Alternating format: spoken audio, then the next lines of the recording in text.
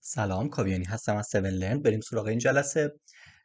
میخوایم با همون تنسرفلو و کراس این بار یک ریکارنت نورال نتورک ساده که بهش میگن سیمپل RNN رو با هم دیگه پیاده سازی کنیم که بتونه سکونس رو برای ما پیش بینی بکنه. خب سیمپل RNN رو از لایه های کراس ایمپورت میکنیم، دنس رو هم ایمپورت میکنیم. np.arrange از 0 تا 2000 یه لیست میسازیم از 0 تا 2000.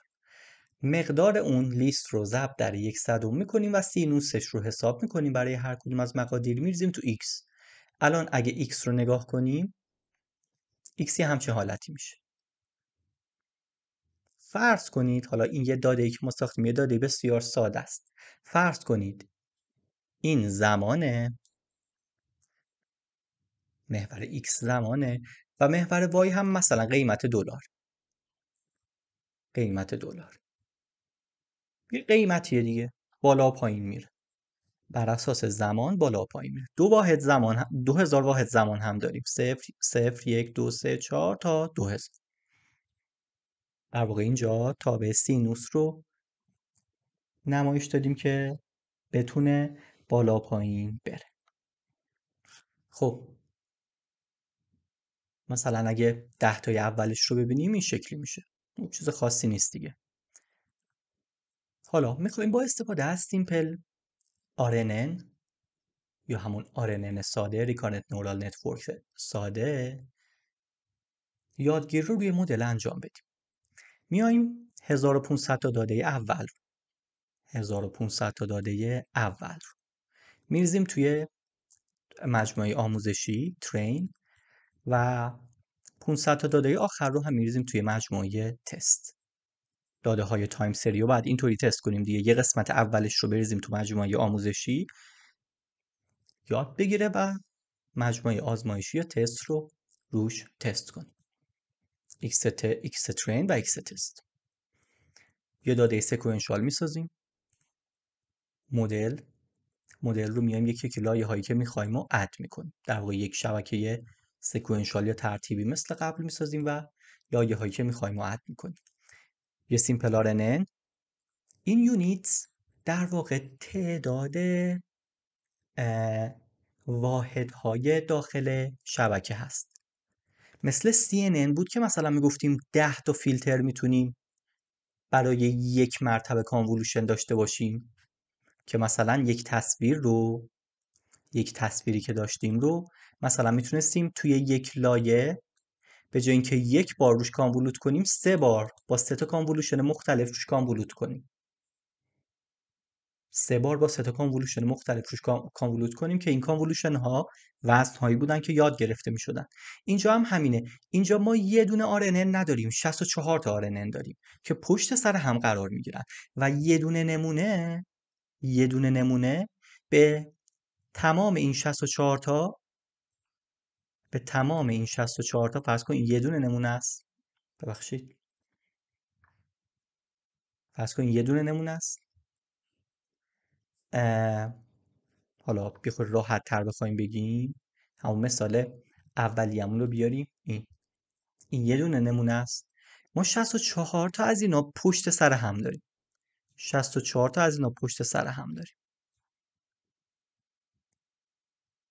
ببینید کاری به تایمش نداره. با تایمش خب بر اساس ورودی میتونه از 1 تا 10,000 تا 1 میلیارد هم باشه. تا بی نهایت هم میتونه باشه. تایمش مهم نیست. اینکه چند تا از این بلوک ها پشت سر هم داریم مهمه. یعنی یک ورودی که قراره به یک یونیت داده بشه اینجا میاد به 64 تا یونیت پشت سر هم داده میشه. نه به صورت سکوئنشال بلکه به صورت پشت سر هم.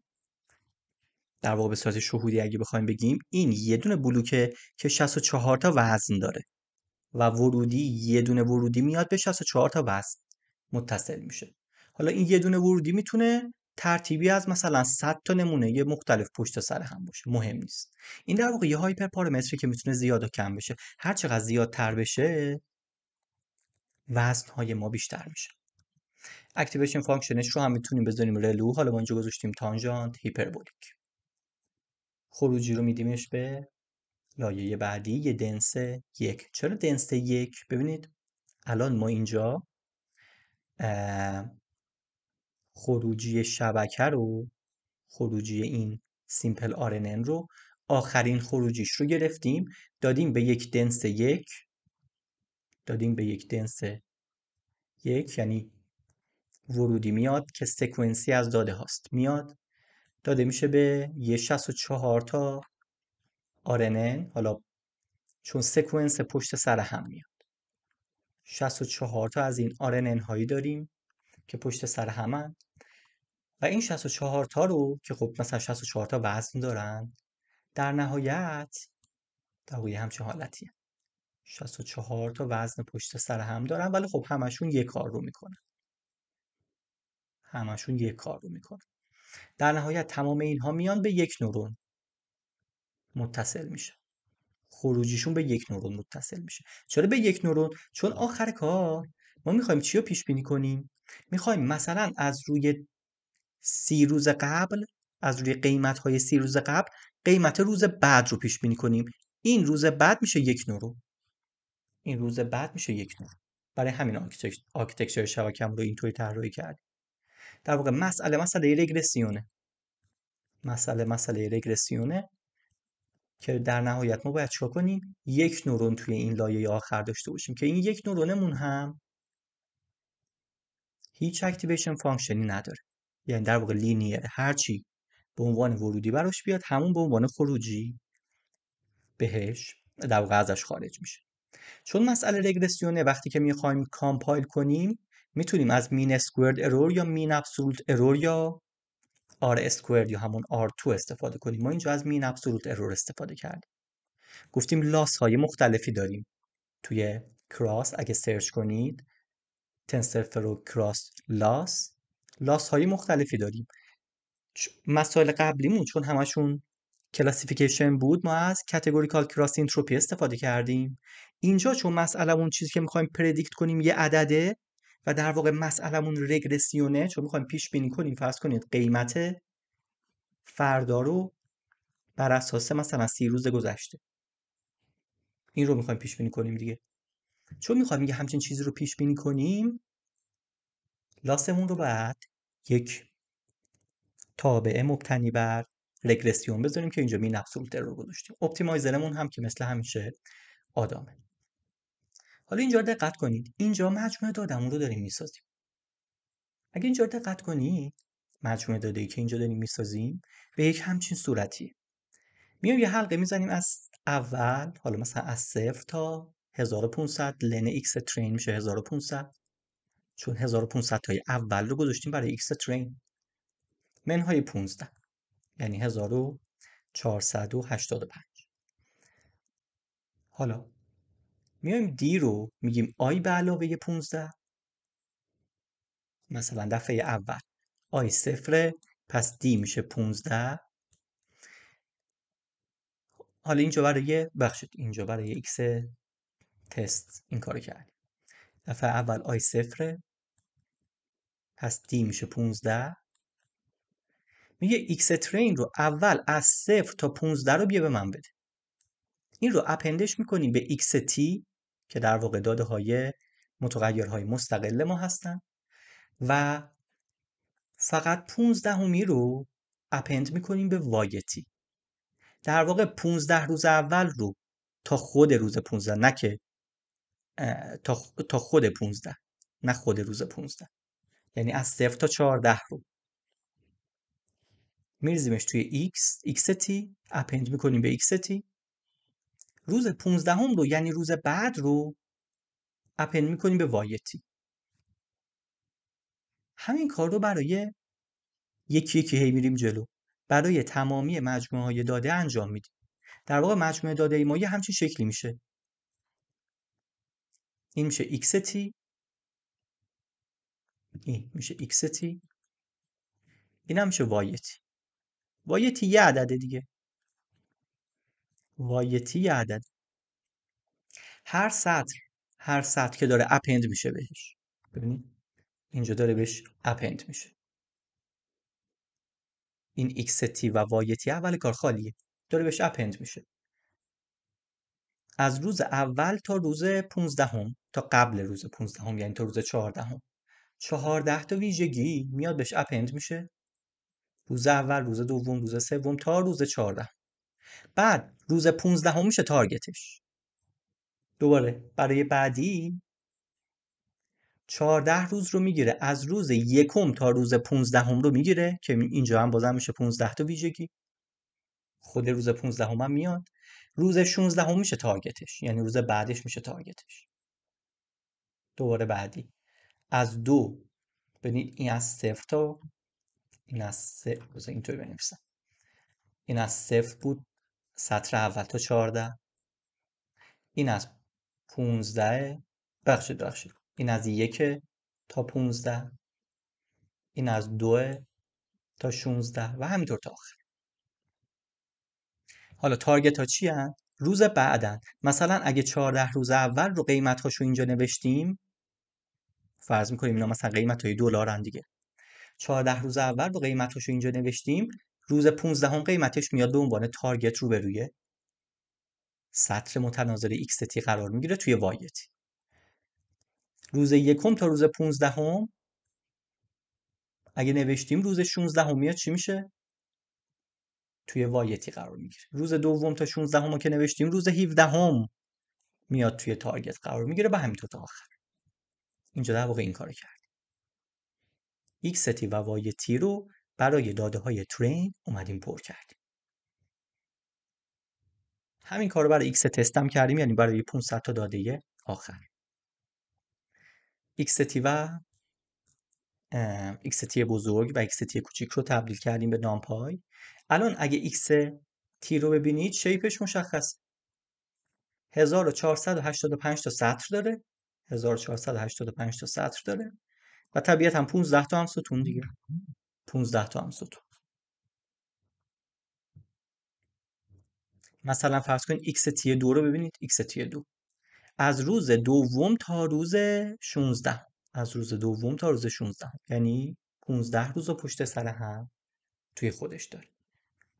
معادلش در واقع توی وای تی، یعنی هم سطرش، یعنی مثلا توی سطر 2 برای وای تی، این عددی که به ما داده در واقع عدد روز 17 عدد قیمت مثلا روز 17 که یه عدده. یعنی میگه اگه من این مجموعه داده رو بهت دادم، تو این مجموعه داده رو باید به من برگردون. این عدد رو باید به من برگردون. در واقع من یک لیست به تو دادم، تو یک عدد باید به من برگردون.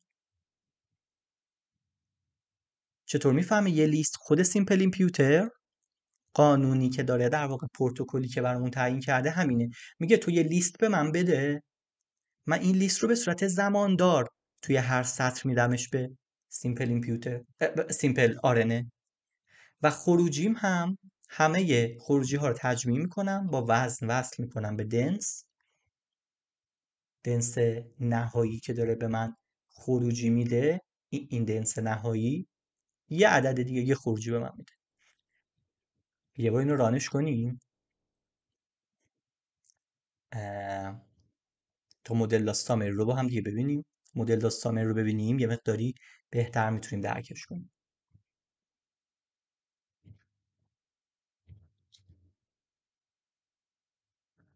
اینجا اگه بدنیم مدل دات سامری، فکر کنم اینجا یه اروری میده. ببخشید، اینجا من مدل رو بیلد نکردم اون پایین. بله این پایین باید میزدم. بعد از اینکه فیت شد. حالا دلیلش جلوتر میگم بهتون. به خاطر اینکه اینجا شکل ورودی رو بهش ندادیم، یا باید بیلدش کنیم یا حداقل باید یه دونه نمونه رو بهش بدیم که شکل ورودی رو بگیره. ببینید توی مثال قبلی من شکل ورودی رو بهش میدادم، پس میتونست مدل دات سامر رو بگیره. اینجا شکل ورودی رو بهش ندادم.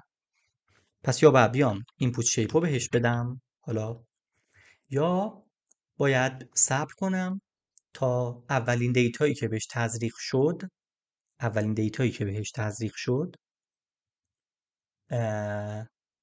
خودش شکل ورودی رو میفهمه از اولین دیتا و مدل رو برام کامپایل میکنه. حالا شکل ورودی رو در واقع اینپوت شیپ رو اینجا میتونیم بنویسیم اینپوت شیپ، حالا مثلا اون شکلی که داره. قبلش در واقع یه لایه اینپوت باید بذاریم، یعنی بهتر اینه که یه لایه اینپوت بذاریم. چرا؟ چون ما داریم اینجا مدل دات اد میکنیم، مدل دات اد داریم انجام میدیم.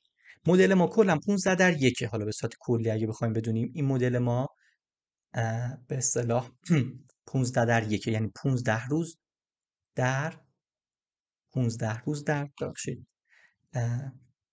15 روز که هر روز یه عدد داره. حالا اینجا جلوتر در موردش صحبت میکنم. یه همچین شکلی میشه.